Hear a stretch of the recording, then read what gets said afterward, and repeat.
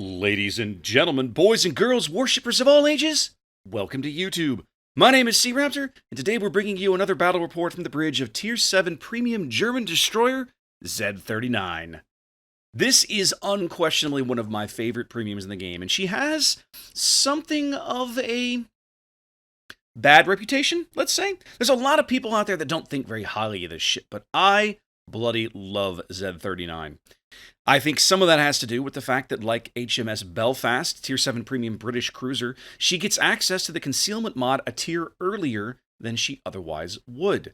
But for me, that's only part of the story. She's a fantastic package. She has hydro, she has really quick loading torpedoes. They're not the hardest hitting torpedoes, but they come up frequently and they do good work. And then, of course, her main battery is comprised of the same 150mm guns you find aboard mid-tier German cruisers Königsberg and Nuremberg. They are fairly slow to reload. I think I reload about 7.5 seconds or so. But they are pretty accurate, and they can actually do nasty things to cruisers that decide they're going to flaunt their broadsides at you, and you can surprise some people. We're spawning here on the south side of Crash Zone Alpha in a game that we are, of course, bottom tier. There are some radars on the enemy team. There's at least one Buffalo, and I'm not gonna lie, I don't remember exactly who all is over on the team. One of the things that you might notice, this is not my normal UI setup. That's because EU community contributor Pointy Haired Jedi did me a solid. This replay is from, I want to say, about 8.10, and I failed to keep my copy of that game, client, so I was unable to record this replay myself. I had to get a little bit of help, and PHJ answered the call, was a huge help, and helped me get this one done. So means that the UI doesn't look quite like it normally would if it were done on my machine. So I apologize for that, but we'll just make do. He did fantastic work helping me out, so I can't really complain. Beggars can't be choosers. Starting off here, me and the Fletcher go to B, and there's only 3 destroyers on each team. We know, obviously, you can see there because we're not capping, somebody's in here with us. And we don't really have the opportunity to drive them off. There is an Alaska. You see him there pushing up the 8 line. His radar might help, but I'm also not convinced it shouldn't reach the entire cap. Ah, there we go, as a Nustrashimi. Looks like the Fletcher is spotting him the old-fashioned way with his face. That's not a gunfight that I want to leave the Fletcher to by himself, and so we start chipping in here. Something else you may notice, there's no sound on this replay. I'm not sure why, so apologies, but sir, you'll survive. Fletcher is getting his face absolutely melted off between the Nustrashimi and everybody else on the enemy team that's pitching in. You see there, my guns don't reload all that fast, but when I do manage to land shells, they hurt decently. But this Nustrashimi does something inexplicable, and he doesn't ever pay attention and think about, hey, there might be torpedoes coming in, and yeah. So, bye. Fletcher narrowly escapes with his ship on less than 1,000 HP, literally less than 3.5 minutes into the game. And he doesn't make it very much longer because the Nustrashimi got a late fire, and, well, just like that, the top-tier destroyers in the match are off the board. Now, it does free me to finish up capping B, which is good, and we'll get that done here shortly, and then the team will start taking up some points.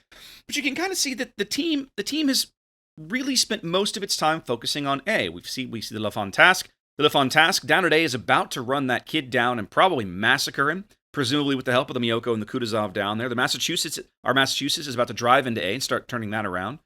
That means that the Lyon, the Bismarck, and the Amalfi that are up there are probably going to start backing off. So I look at that board setup and I realize that I'm not going to be useful at A. They've got A pretty well under control. My value is going to be up here at C. Now, we saw a glimpse there of the Indianapolis, so we know there's at least one radar. You can see on the minimap. There's also a Buffalo prowling the 9 line. So I've got 2 radars to watch out for as I head up to support my team on this end of the map. The enemy Vauquelin is up here. You can see him on the minimap. So we know going into this situation that I'm looking at an opposing Tier 7 destroyer that I outspot by about a half a kilometer. He can't sneak up on me. And literally just like that, you see there in the kills, less than 5 minutes gone, I am the last surviving destroyer on my team. The lone survivor, as it were. So many destroyers just don't know how to live, don't know how to play, and get themselves wiped out far too quickly in this game anymore. So what we're going to do on this match is we're going to show you the value of being the lone survivor. Now, again, the team at A, they're going to cap A. Team at C is already backing off, and these guys on the B line on the enemy team are kind of setting up for a push. So what's going through my brain now is, okay, I'm here to do two things. I'm here to screen the my team from any torpedoes the Valkyland might throw, or get some eyes on him, because as you see me saying there in chat, I can outspot him. But I have to be cautious about how I play this. The Indianapolis, the Buffalo don't know I'm here, but if I step on the cap circle, they will know I'm here. I'm very likely to get radared. So I have a choice to make. Do I intentionally do this? Do I intentionally drive onto the cap knowing that I'm going to bait out a radar? Now you see that the Valkyland only outspots me. I outspot him only by about a couple hundred meters, basically. I do get in a gunfight with this guy, get some solid early hits. By messing around with my speed, he doesn't get too much back in return. I do smoke, and because he's firing, he's spotted by some of my teammates for a little while. We get some more damage into him, but the line of sight is broken, and I have to bail out. Now, German smokes are not really good for, setting up shop and camping anyway. They're really best if you are using them as quick disengages, because they just don't last very long. 60 seconds at max. You might get some good use out of one, but you primarily need to be using it as a disengage tactic. So now I've decided I'm gonna risk it. I'm gonna move on to the bottom end of the cap, and I'm pretty confident I'm gonna get somebody's radar here. But if you look, there aren't too many ships that have really good shots, right? The Neptune is actually a real big threat, and I kind of see him a little too late. I realize immediately that where I am, if I get radar, this Neptune will absolutely destroy me. So I immediately make the decision. I'm not gonna. This could be so bad. I'm really playing a risky game here. I expected to not have to sit here, but I'm doing one thing for my team. I'm spotting the Neptune, and they are beating him up. So that's good. They're recognizing the threat that he poses not only to them but to the team in general. And he apparently is not smoke, or has already used his smoke, or his smoke is uncool. I'm not sure exactly, but doesn't matter because he's dead. I'm out of the Indianapolis's radar range. Valkyland is coming back. We see him. He was spotted very briefly by Alaska radar on the far edge of the cap. Looks like I'm going to bag this cap. Yep, there's the Valkyland. And there we go. So now, thanks to some smart play and some good teammates, some good teamwork, we own all the caps. This feels really, really good. Enemy team is down a ship and owns basically none of the board. So can't really complain about this too loudly. They're going to drive this Valkyland off again. Well, now, if you look at the minimap, what do you see in about A8? Look real close. You're looking at a North Carolina, an Iowa, and a Georgia. They're all in the same square. They're all literally sitting on top of each other. Guys, look. Don't play battleships like this. That is not how you want to play battleship. So, as a destroyer, I'm super excited by the possibility of putting torpedoes into a small area where there are multiple battleships. But as a battleship player, under no circumstances should you ever find yourself doing this. So my goal right now is I'm trying to move up into about B9, B10, out there, way out on the flank, to put some torpedoes downrange on these battleships. But the Georgia has figured out, you see him starting to move, the Georgia has figured out this is a bad thing. He's tired of the crap. And he starts talking a little smack in chat, as I recall. He's going to come through that gap on the 7-8 line and try to push into the cap. So I put some torpedoes downrange, figuring, you know what, he's going to move into that gap, let's leave him a present. And I'm going to get out here and continue to spot this Iowa and this North Carolina. Now, it's just me and the Freddy. Pretty much everybody else has gone back to the middle of the board. So the best I can really do at this point is kind of hope to slow these guys down and delay them somewhat, whatever. As of course, you see there, the torpedoes do land home on the Georgia, and he's out. But this Iowa was edging very, very close to my detection radius. I have to stay a little frosty here. And the North Carolina is pushing up. The Valkyland is now back onto C. You can see them starting to flip C as we've got a 300-point lead here. This is doing okay. Like, as a team, we're not doing that badly. They're not in a position to threaten A or B. And if they grab C, it's not that big of a deal.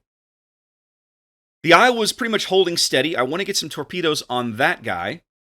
In fact, it looks like he's just now starting to reverse. But this North Carolina is pushing me out. He's just barely outside of my detection range. 6.5 there, you see. My detection radius is 6.1.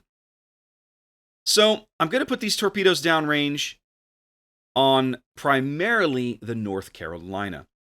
I need him to back off, turn around, do something, be somewhere else. The Vauquelin is going to spot... No, the Vauquelin turned north. He would have spotted me. I've got this gap on the islands here. He could spot me through that gap, but he has no LOS because of the island. So at the moment, I remain invisible to their team. And these look like beautiful torpedoes. 1, 2, 3 out of the first set. 1 more out of the second. I throw him some AP for good measure.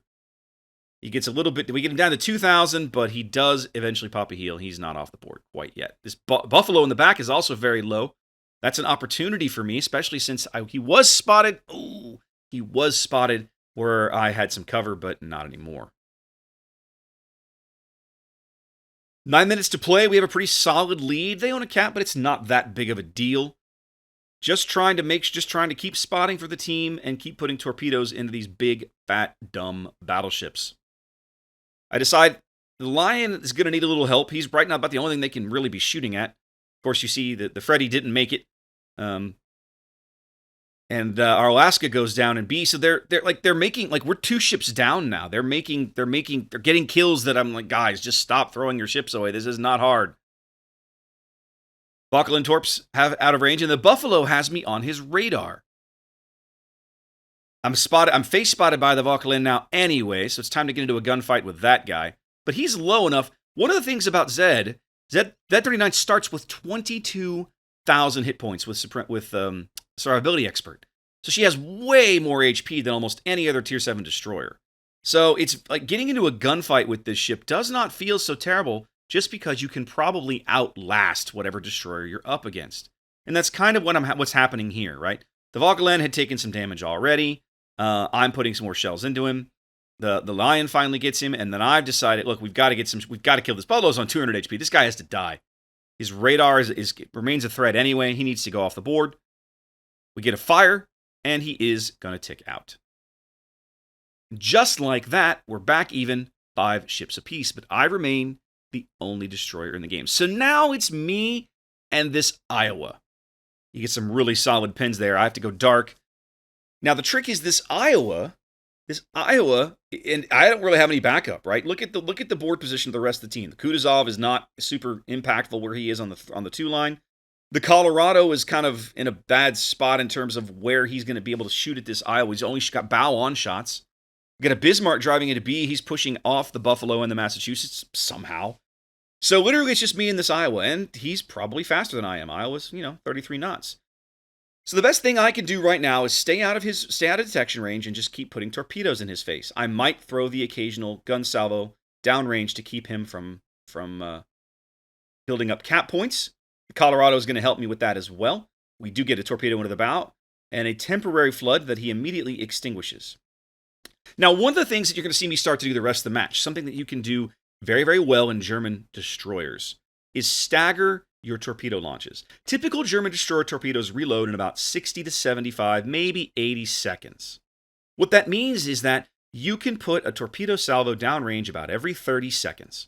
And you're not looking here for the big alpha strikes because German torpedoes are not necessarily the best for alpha strikes. However, what they're really good at because of how quickly they reload is getting floods.